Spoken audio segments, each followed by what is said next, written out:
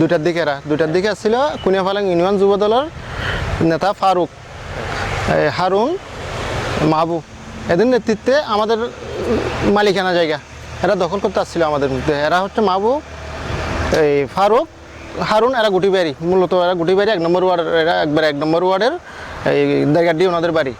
এই নির্বাচন শেষ না হতে আমাদের জমির উপর, আমাদের মালিকানা জমির উপর তারা হামলা করতেছে, আমাদের জমি দখল করতেছে, আমাদের টুমুল অ্যান্ড লিমিটেডের জমি, আমাদের কাগজপত্র ক্লিয়ার এই জমি।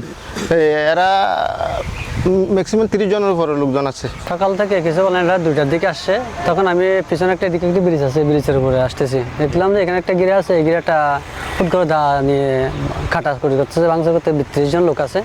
এই লোকটা আমি চিনতে পারিনি আর কি, অনেক 32 জন লোক আছে, দা নিয়ে হাঙ্গামা দেখলাম, ওই গিরা ভাঙছে দেখলাম, আর আমি আর এদিকে আসিনি, আমি ওখান থেকে বাসে চলে গেছি।